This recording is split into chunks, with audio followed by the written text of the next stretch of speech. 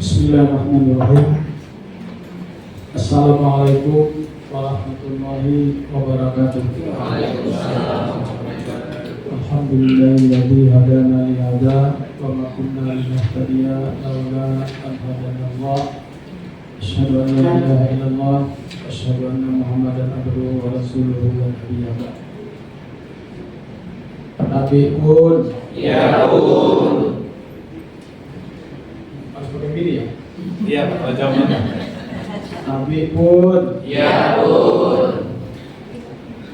Jadi yang saya hormati Bapak Wakil Ketua PTA Lampung, Bapak-bapak, Ibu para pendiri, Bapak dan Ibu para Ketua PA, para pejabat struktural nasional, seluruh hadirin peserta rapat yang saya hormati. Tadi sudah dijelaskan oleh pembawa acara tadi bahwa pagi ini kita akan berbicara tentang melanjutkan pembangunan zona integritas. Kita sudah memulainya, sudah lama. Tapi pembangunan yang sudah lama itu tentu masih perlu kita lanjutkan. Ya, kita tetap lanjutkan dengan benahi di sana sini hal-hal yang perlu kita benahi. Tadi di dalam apel tadi saya sudah sampaikan judulnya. Belum judulnya tadi, yang belum bahasannya. Judulnya pertama itu tentang kesadaran untuk berubah. Karena setiap musim berganti, zaman bertukar, itu mestinya kita harus bisa menyesuaikan.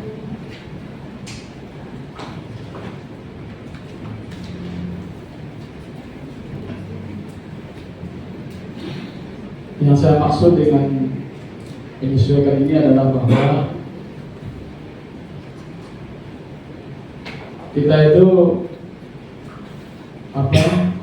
menyadari bahwa kita itu juga punya kelemahan dan kekurangan. Yang penting, tidak ada manusia yang sempurna di dunia ini. Punya kelebihan dan punya kekurangan. Oleh karena itu, di dalam membangun zona integritas ini, itu perlu memadukannya. Semua potensi-potensi positif kita kumpulkan dan kita kembangkan, dan semua potensi-potensi negatif kita antisipasi dan kita tutupi, kita hilangkan. Di kantor kita itu sama di mana-mana. Yang manusia itu pasti ada yang baik, ada yang setengah baik, ada yang tidak baik sama sekali, ada juga. Di mana-mana manusia itu ada seperti itu. Oleh karena itu, ini tugas manajemen, ya, tugas ketua. Makanya ketua kami panggil pagi hari.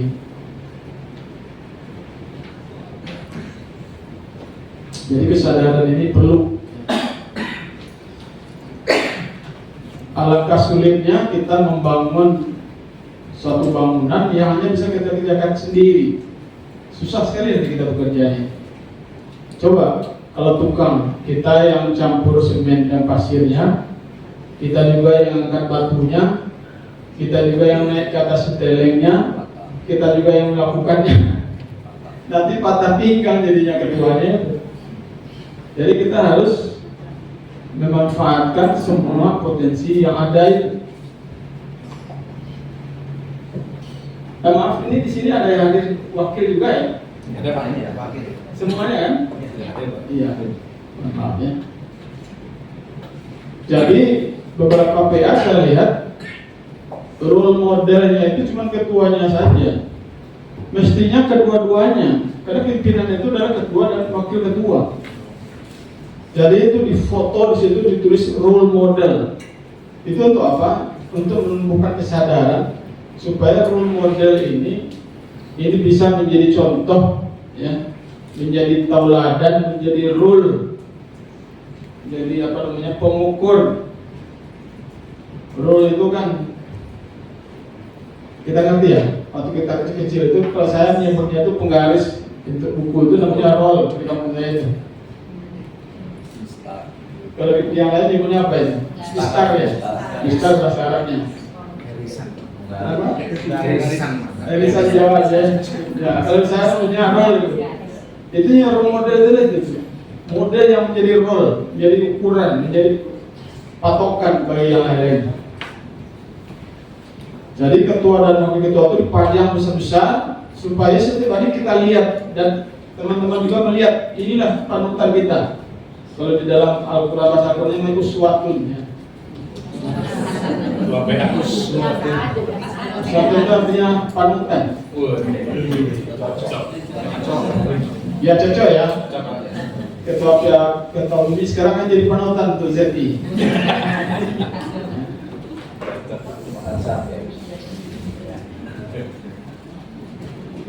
Jadi cuma ketua, yang wakilnya juga bertanggung jawab. Yang wakil juga dipajang fotonya. Cari foto yang paling bagus, yang paling kece, dipajang, tulis di bawahnya role model pengadilan agama apa.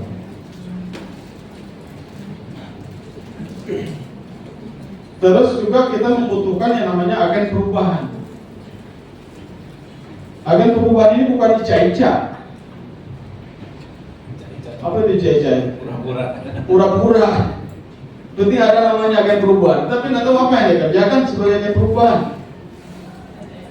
Jadi agen perubahan itu betul-betul ditunjuk dari orang-orang yang punya inisiatif, punya pemikiran maju untuk mengajak teman-temannya itu bergerak di dalam pembangunan integritas. Itu orang seperti itu yang kita pilih. Ada itu. Di antara 20-30 orang pegawai itu ada itu yang orang seperti itu. Nah itu yang harus kita tunjuk, kita potensikan, kita fungsikan. Dan mesti harus hakim. Kalau ada hakim seperti itu bagus, ya. Mana sudah hakim, mana memang inovasi daya dorong itu kuat, mengajak orang itu bagus, mempengaruhi orang lain bagus untuk memajukan kantornya. Itu akan perubahan. Nggak mesti ada berapa, terserah berapa orang yang adanya di situ. Kalau dua, kalau tiga ya tiga. Kalau nggak ada, ya keterlaluan. Masa nggak ada, itu harus digebukin gitu ya, supaya ada. Masa satu pun nggak ada, harus ada itu. Kita bina ya, kita bangun pelan-pelan, kita semangati, kita gerak-gerakkan, akhirnya dia jadi namanya agen perubahan. Itu penting di dalam pembangunan. Itu yang kedua. Jadi kita membuat segala sesuatu itu jangan icak-icak. Jangan ada program yang icak-icak. Icak-icak itu bahasa apa itu? Bukan icak-icak. Icak-icak itu pura-pura. Pura-puranya ada, padahal tidak ada.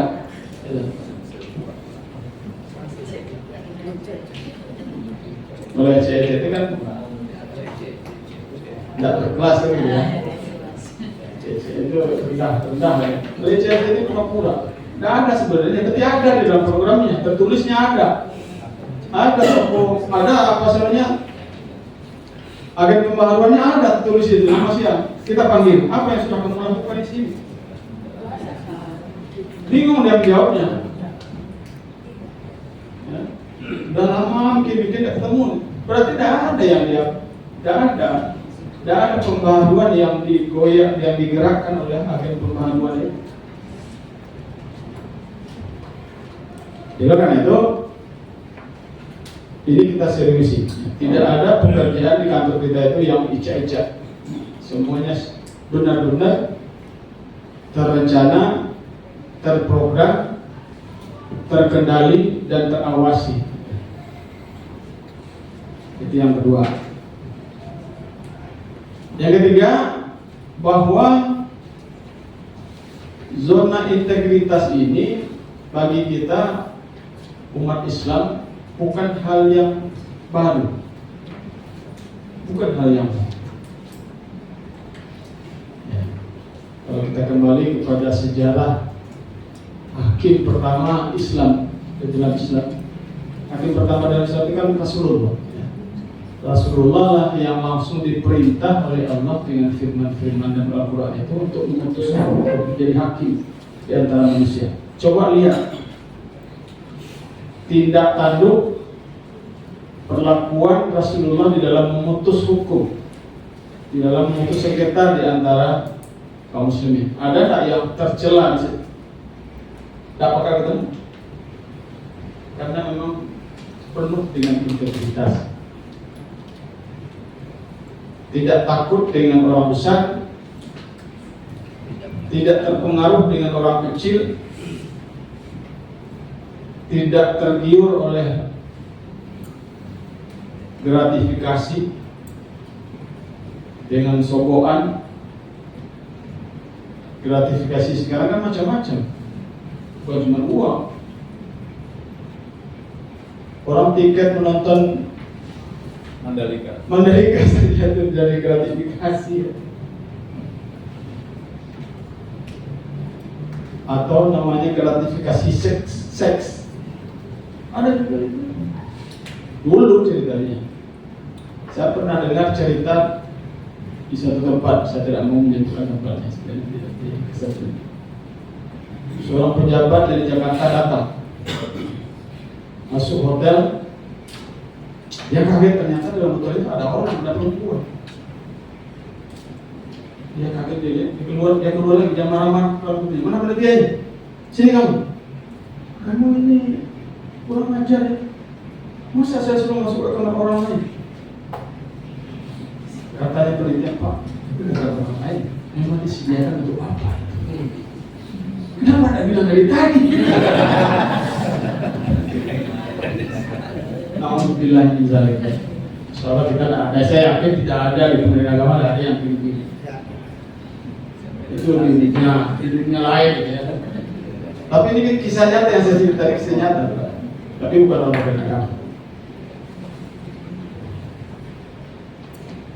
Jadi di dalam khasanah referensi Islam kita lihat dari awal sekali itu integritas itu sudah ditegakkan. Malah kata Rasulullah, kalaulah Fatimah binti Muhammad mencuri, saya sendiri akan potong tangannya. Bayangkan, ngeri tak dengarnya? Umar bin Khattab mencambuk anaknya, anak laki-lakinya yang melakukan pelanggaran. Dia sendiri yang cambuk.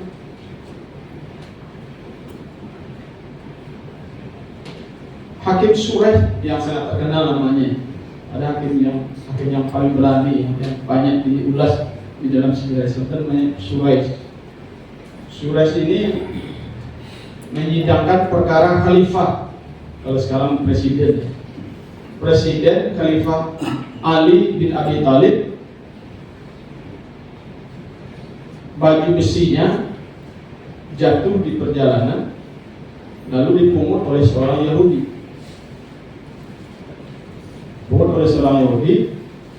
Sampai di rumah baju besi sudah tidak ada lagi di atas kuda pengumudanya. Akhirnya ada yang melaporkan, Pak Presiden, baju besinya dipungut oleh si A. Akhirnya diutus orang pada si Yahudi itu untuk mengambil kembali baju besinya. Baju besi Presiden yang pungut kembalikan. Yahudi bilang, siapa saksinya?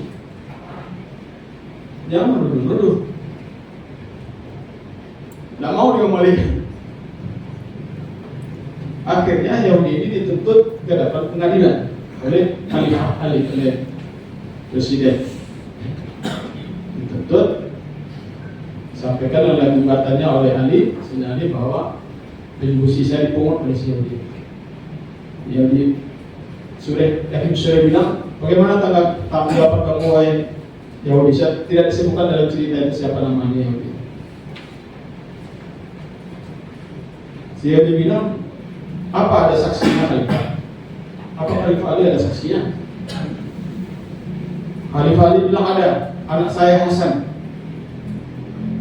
Dipanggillah Hasan ke dalam sidangnya Suraik. Sebenarnya saya sudah tahu itu anak-anaknya Khalifah Ali, tapi secara formal dia tanya, ini siapa? Wahai Khalifah, ini anak saya Hasan bin Ali bin Abi Thalib.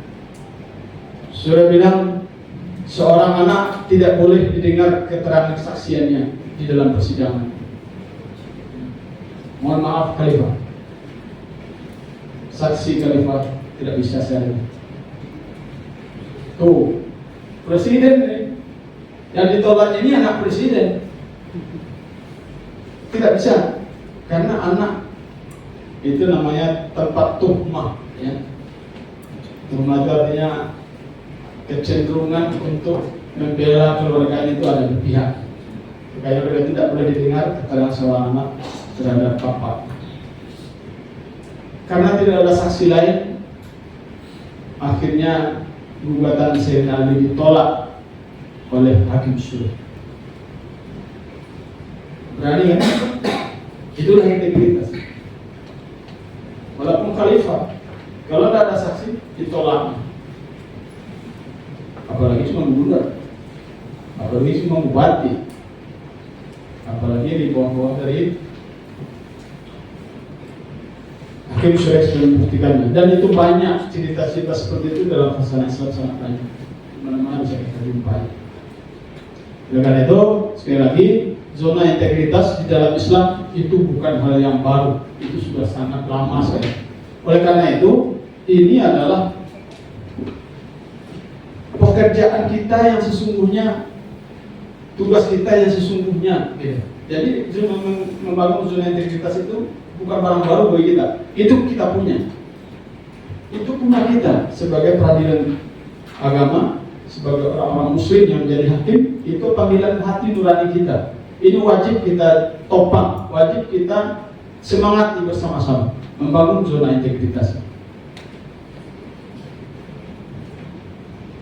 Meskipun seperti yang disampaikan oleh Pak Ketua Mahkamah Agung, yang mulia Ketua Mahkamah Agung kemarin, dan Bapak yang mulia Bapak Wakil Ketua Mahkamah Agung, bahwa zona integritas itu tujuan utamanya bukan mendapatkan penghargaan, ya, tapi adalah memberikan kepastian, memberikan keyakinan kepada masyarakat bahwa semua pelayanan kita itu tanpa pamrih, bersih daripada KGSP, korupsi, gratifikasi, suap dan pungli.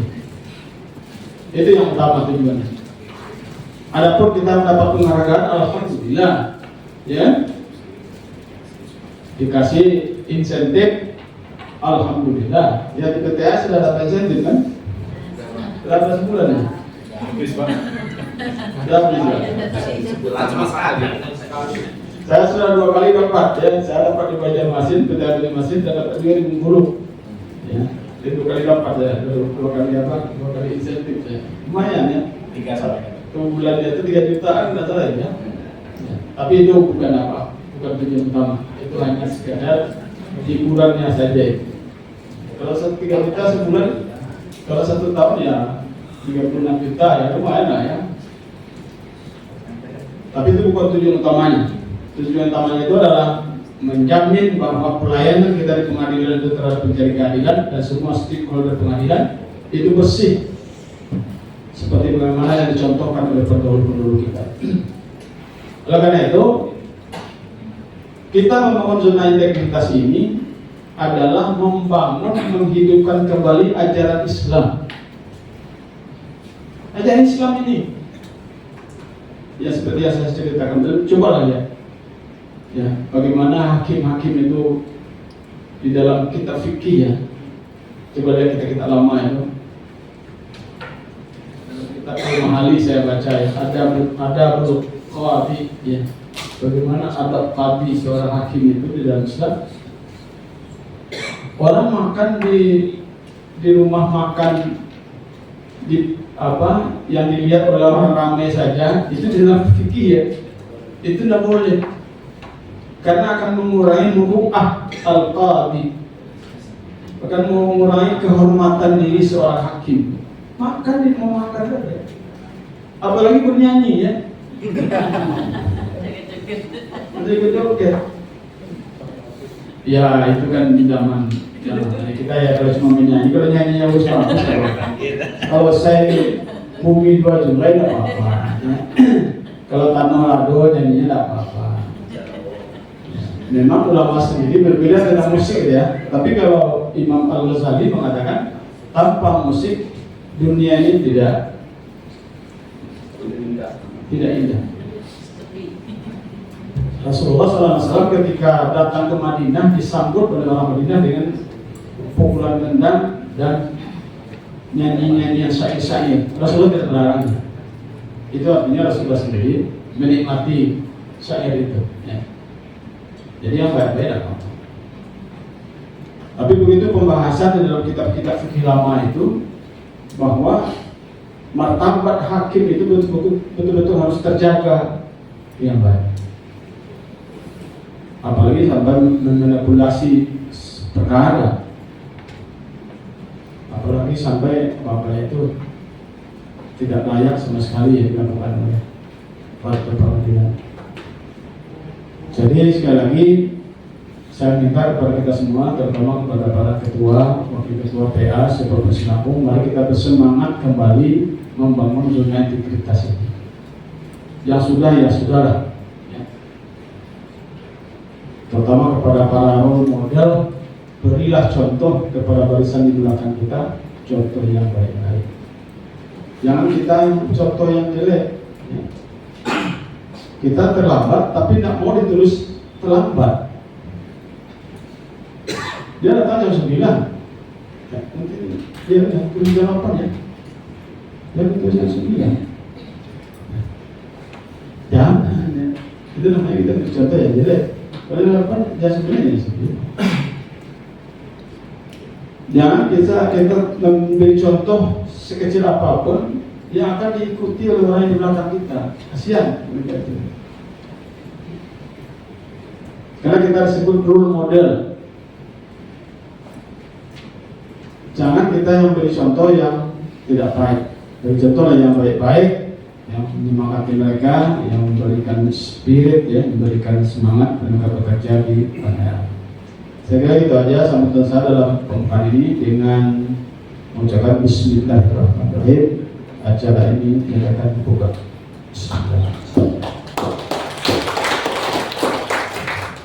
Dan apa yang harus segera direncanakan ke depan. Insya Allah setelah acara ini tidak ada keraguan lagi bahwa harus dimulai dari PA sendiri. Jangan terlalu mengandalkan PTA. Ya. PA harus mengandalkan dirinya sendiri. Bukan berarti PTA tidak bertanggung jawab. PTA akan memperkuat ya, pendampingan lebih dari yang tahun-tahun lalu. Akan tetapi PA harus lebih kuat juga membangun di dirinya masing-masing. Yang pertama tentang pendampingan ZI ya, yang diinginkan oleh teman-teman PA itu adalah kerjanya, konkretnya ya, bukan teori-teorinya lagi gitu. Dan karena memang ZI itu sudah lama, saya itu benar. Jadi nanti saya tugasi ketua PA masing-masing itu untuk menjelaskan ini kepada timnya seperti ini yang dimaksudkan ini, dokumen yang diminta ini ya. Yang mulai dari area 1 ini. Jadi ketua PA-nya yang saya tugasi pertama kali ya untuk menjelaskan ini ke timnya di PA-nya. Pas belajar. Jadi yang mengandalkan orang lain. Nanti setelah itu baru nanti akan kita tugasi petugas dari PA untuk membantunya. Ya. Yang namanya membantu ya tentu tidak sepenuhnya seperti yang jangan mereka yang sudah kerja sampai di PA mengerjakan pekerjaan itu menyusun dokumen-dokumennya, contohnya seperti ini, bikinkan begini. Itu namanya PTA yang mengerjakan pekerjaan di PA, itu tidak boleh ya. Jadi harus ke PA yang dikomandoi oleh role modelnya, harus menjelaskan begini itu membangun ZI. Ya, kita kan sudah mendapatkan teorinya, jadi itu dibentuk di sana. Jangan dibiarkan hanya beberapa orang saja yang kerja ZI itu. Ini penyakitnya kan begitu. Hanya 2-3 orang saja yang tugas. Itu harus dipanggil semuanya, diajari. Yang area 1 siapa? Ini tugasnya ini. Ya cara bikinnya begini. Sampai ke area 6, ya sudah selesai semuanya, itu dijelaskan. Kalau tidak tahu nanti baru kita bertanya. Kami bingung masalah ini nih, bagaimana caranya nih? Belum nanti datangkan tim dari sini. Itu yang pertama. Oleh karena itu, di samping membentuk tim pendamping ZI, di PTA juga kami adakan refungsional hakim tinggi hakim tinggi pembinaan dan pengawas daerah. Jadi hakim tinggi pengawas daerah itu betul-betul bertanggung jawab terhadap PA yang dibinanya, yang dibina dan diawasinya. Dia adalah kepanjangan tangan dari Ketua Perguruan Tinggi Agama dalam segala hal yang dikerjakan oleh PA itu. Ini kita sudah tugasi hati kuasa masing-masing PA. Jadi Bapak-Bapak kalau ada masalah, kalau ada problem, sampaikan kepada hakim tinggi pengawas, hakim tinggi pembinaan dan pengawasan. Karena mereka itu sekarang fungsinya bukan pengawasan, ada pembinaannya. Dan pembinaan itu sepanjang tahun. Ya. Mereka akan kita bantukan dengan asisten, beberapa orang asisten. Nanti mereka itulah yang bertanggung jawab terhadap masing-masing PA itu sepanjang tahun, ya bukan cuma ketika pengawasan reguler saja habis itu selesai, bukan ya.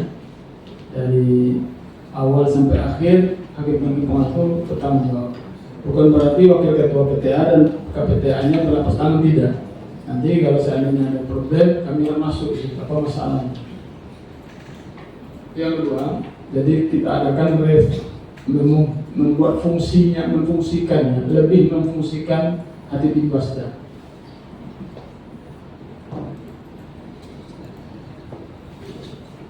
Yang ketiga, saya mengingatkan kepada kita semua bahwa apa istilahnya, kita ini kan berproses ya. Dari hakim PA menjadi wakil ketua PA, setelah itu menjadi ketua PA, setelah itu menjadi hakim tinggi, setelah itu menjadi WKPTA, habis itu menjadi KPTA.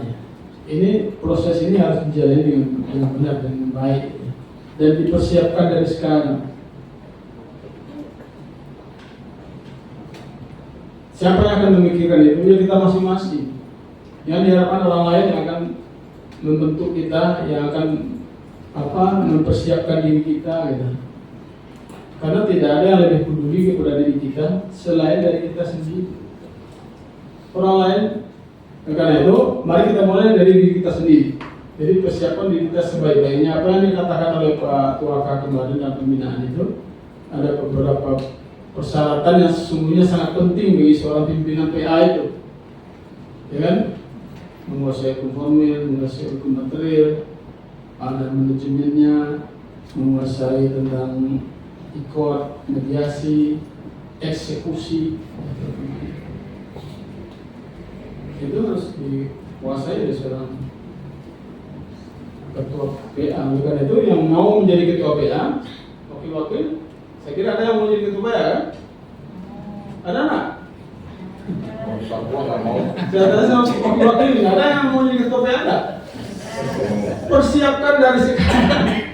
Jangan nanti setelah jadi ketua PA baru kalau kesini. Dan sekarang persiapkan. Nah, Pak Ketua kan sudah bilang ini persyaratannya jadi ketua PA itu, ya. Profesional, berintegritas, punya manajemen, punya artinya bisa bekerja bukan hanya sendiri, bukan mengandalkan tenaga sendiri, tapi bisa mengajak orang lain untuk bekerja bersama-sama menuju suatu tujuan yang sudah ditetapkan masing-masing. Itu yang kedua. Jadi kita mempersiapkan diri kita untuk ke depan. Terserah kita mau persiapkan di mana, itu harus dipersiapkan baik secara manajemennya maupun secara penguasaan ilmu pengetahuannya dan itu yang ketiga. Tadi ada permintaan supaya memperbanyak penilaian. Saya setuju ini. Ya. Saya dari awal sudah bilang kita akan betul banyak penelitian yang perlu hal-hal yang positif, termasuk misalnya ketiganya PA itu seperti apa yang diperlukan, termasuk pengelolaan websitenya seperti apa, termasuk konten-konten tadi ya, konten kreatif tadi, termasuk apa. Malah saya bilang gini, PTA itu wajib memperbaiki websitenya.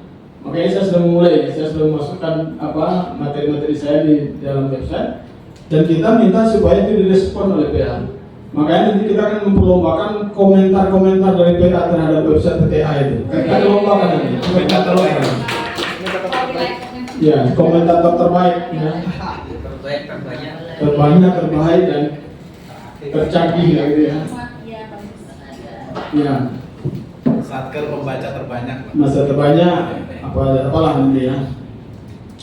Dan saya juga minta supaya kita bersama-sama ini saling menyukseskan ya, seperti apa yang dikatakan teman tadi. Kalau ada teman yang minta dukungan, tolong komen video saya itu jangan sampai terlewatkan. Karena lama, cuma 1-2 menit saja selesai ini. Ya. Ini perlu ditingkatin ini, tambahkan ini, supaya nanti ketika kita membutuhkan mereka juga tidak akan berat tangan untuk melakukan itu, menciptakan persaingan, karena memang manusia itu suka bersaing. Makanya Allah sendiri perintahkan fastabiqul khairat, itu perintah. Fastabiqul itu artinya berlomba-lomba, tapi untuk yang baik-baik. Yang keempat, itu yang keempat aja. Kelima, perbaiki kabel yang semrawut. Apa yang kabel semrawut, bukan kabel komputer ini. Hubungan di antara manusia yang ada di kantor kita. Ada yang semrawut, itu dirapihkan. Kadang-kadang kan bisa saja ya, ada kadang-kadang antara ini dan itu, antara ketua dengan sekretarisnya, ketua dengan panitranya. Panitra bilang ini Pak Ketuanya sebentar ini minta itu. Nah, akhirnya kabelnya semrawut ya. Itu perbaiki ya, perbaiki. Jangan dibiarkan lama. Kalau tidak mampu ketua PA-nya memperbaiki kabelnya, kasih tahu sama PTA, itu PTA yang akan memperbaiki kabelnya. Nah, terus saya cabut kabelnya supaya tidak semrawut lagi. Kenapa? Karena itu menghalangi langkah kita di dalam membangun zona integritas itu. Memang berat untuk mengakui kesalahan atau mengaku kesalahan itu memang berat. Kadang-kadang kita sudah sadar kita yang salah, tapi kita tidak mau, karena saya ketua. Saya tidak mau, kan saya ketua.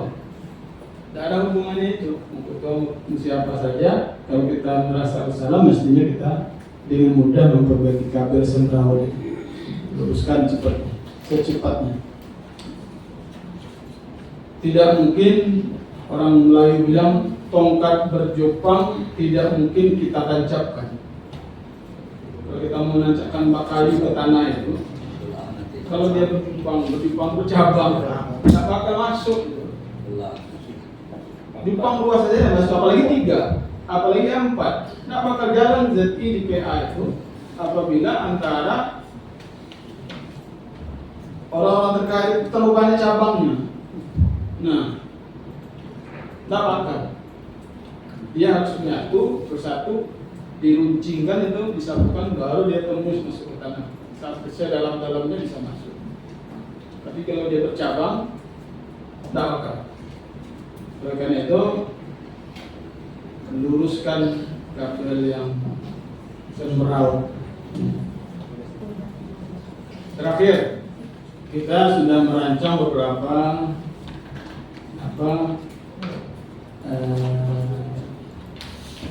rencana ya.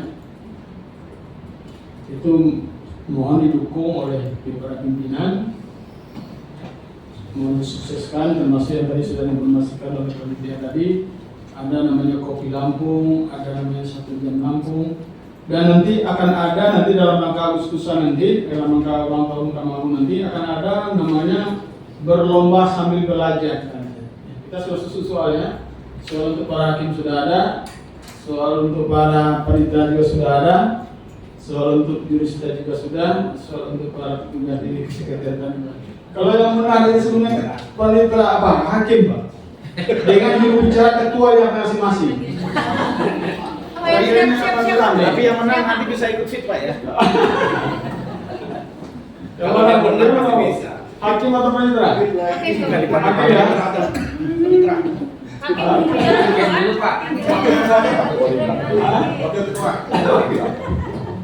Jadi hakim itu salah satu di antara 3 orang, kan satu grup itu 3 orang. Ya, salah satu dari 3 itu harus usul pimpinannya, ketuanya atau wakilnya. Kalau ketuanya penakut, nanti akan ditunjuk wakilnya itu.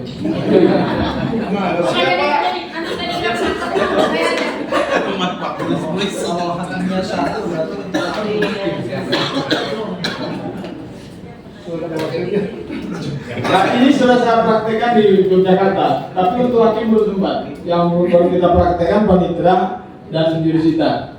Ketika kelompok panitera itu, beberapa orang panitera datang ke saya. Pak, kami sudah sepakat bersama-sama, Pak. Sepakat apa? Panitera tidak usah ikut.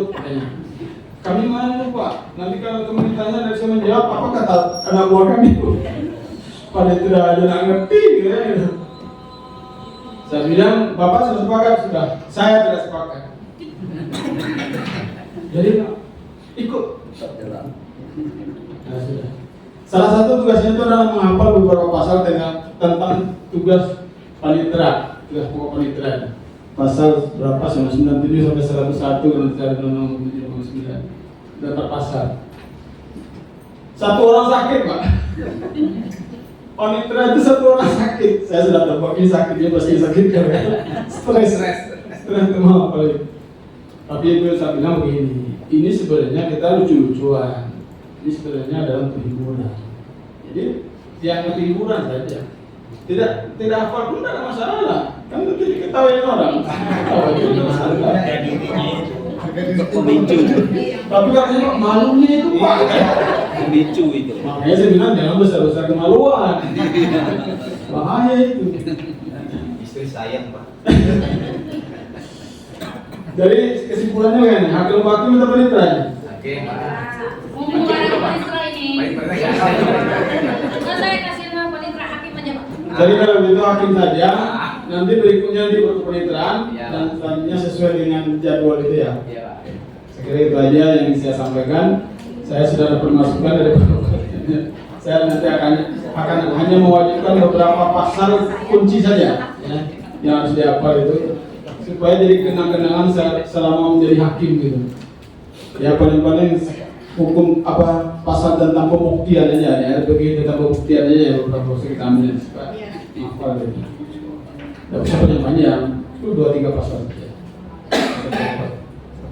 Selebihnya soal dan jawabannya akan kita share nanti. Ya dan beberapa soalnya.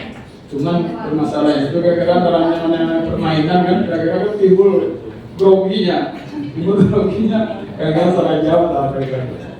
Tapi insya Allah itu akan ramai, yang pelatihan juga itu ramai sekali. Dan itu insya Allah akan menjadi kenang-kenangan kita bersama yang selalu kita bertugas di PT Abang Langsung. Tambah lomba nyanyi Pak. Lomba nyanyi ketua. Nanti kita akan adakan lomba nyanyi Saya Bumi 2 Julai. Yang mesti ketua, siapa saja? Siapa aja? Coba banyak, saya tahu banyak ketuanya yang tahu nyanyi. Karena orang kalau tidak bisa menyanyi itu Pak, kita paksa menyanyi, kasihan dia stres. Keringat dingin. Tidur. Kalau bagi orang yang suka nyanyi seperti Pak Elvin ini, kalau ada acara menyanyi lalu dia tidak minta nyanyi, dia stres. Tidak enak makan malah. Kalau tidak diminta, kalau yang tidak bisa menyanyi, kalau diminta menyanyi, stres. Demikian, terima kasih. Assalamualaikum warahmatullahi wabarakatuh.